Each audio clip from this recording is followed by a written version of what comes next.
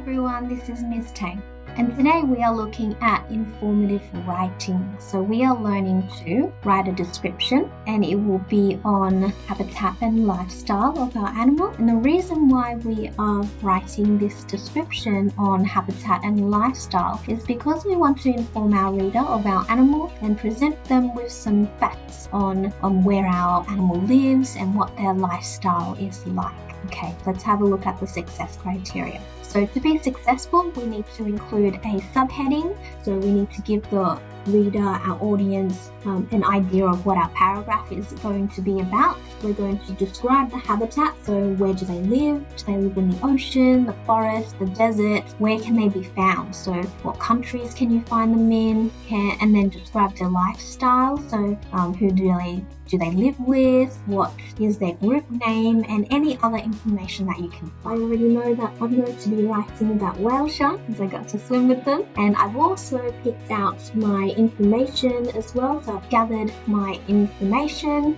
If you want to have a look at the video on how I did that, there's that there. I've also started planning. So I've used my template with the prompting questions, and this is what it looks like. So I had where do they live, where can they be found, who do they live with, so all those prompting questions, and then I pulled out the most important facts.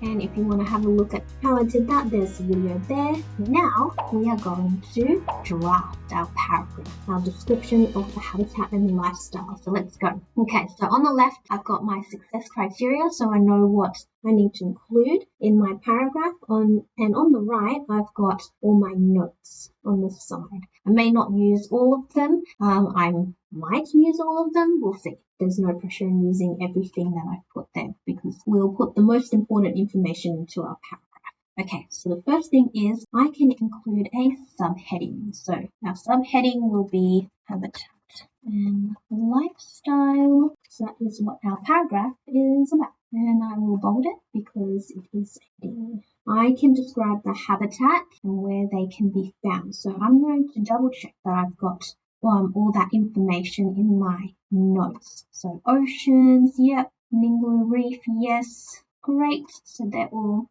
about habitat and where you can find them.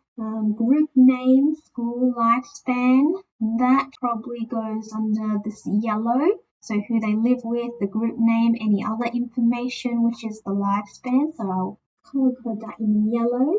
Deep and shallow coastal waters, lagoons, surface sea temperatures. Yeah, that would be information on habitat for the first point. And then they usually roam alone throughout the Indian Ocean. So that's a combination of both, but I'm going to highlight in yellow because they're roaming alone.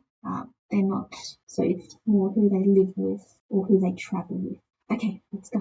So I'm going to start off with where whale sharks live. So whale sharks live in, I'm looking at my first dot point, in oceans, warm waters and tropical seas. I quite like how I've got specific degrees and degrees Celsius of water that they prefer, that whale sharks prefer. So since I'm talking about oceans and seas, I'm going to back it up with this fact down here. So I'm going to say they prefer surface sea water temperatures between 21 to 25 degrees. So great. Talked about the habitat. Now let's talk about where they can be found. So whale sharks found. I do want to talk about the country. Maybe not yet. Maybe I'll talk about this first. Whale sharks can be found in deep and shallow coastal waters and lagoons of reefs. I'm going to use this fact down here. That's also about where they are throughout. Because I do want to be specific about what country, and I will talk about Ningaloo Reef in Australia, but I want to give the bigger picture first. So I'm going to put in throughout the Indian Ocean, and then I will say they are commonly found at Ningaloo Reef in Australia. Well, there's a reason why, because of the abundant supply of plankton. There is an abundant supply of plankton. Great. Okay, so we've done our orange. Now let's do the yellow part. So their lifestyle. So who they live with. Okay, we know that they roam alone. So let's do that. I also know from reading and going on the tour that they roam alone, but they also come together when there is a lot of food around. So maybe that will help me segue into what their group name is. What will I start with? So I said whale sharks, they. Whale sharks, they. Whale sharks usually roam alone in the ocean, but will gather towards areas with plenty of food. So if you've got some facts that you've already learned before, you can also include it into your paragraph. Oh, and this will segue into our group name. So we can say these groups of Let me reread that. Whale sharks usually roam alone in the ocean but will gather in groups.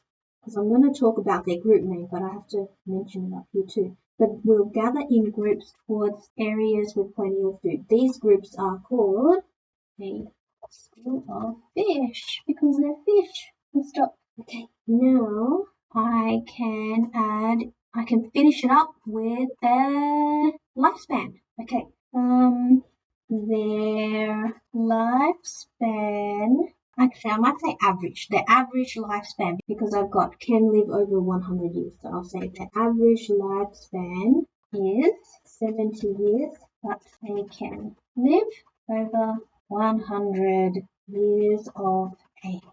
Great.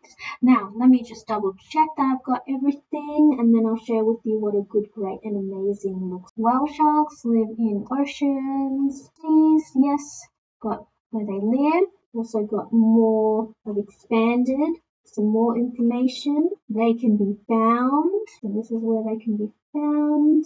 And I've also talked about specifically country that they can be found. I've also talked about who they live with or don't live with.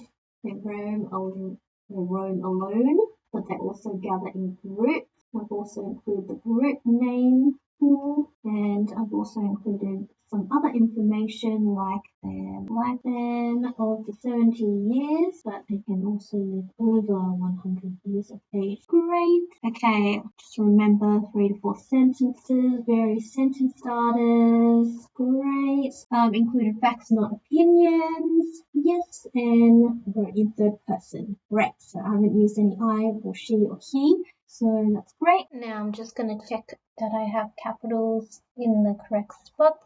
So, yep, Indian Ocean, Ningaloo Reef, whale sharks only needs a capital at the front, the beginning. Good. So, habitat and lifestyle. Whale sharks live in the ocean.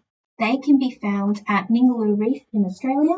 Whale sharks roam alone in the sea. The average lifespan is 70 years. So can you see that, yes, we included the subheading, yes, included the habitat, yes, included the country, yes, included who they live with and some more information, but it is pretty brief. So it's just a brief paragraph. This is what a great looks like. Whale sharks live in oceans and tropical seas. They can be found in coastal waters and coral reefs throughout the Indian Ocean, such as Ningaloo Reef in Australia. Whale sharks roam alone in the ocean but will gather where there is a lot of food in groups called a school. The average lifespan is 70 years. So there's some more information in here. As you can see, it does meet the criteria and it does give some more detail and some more information opposed to good.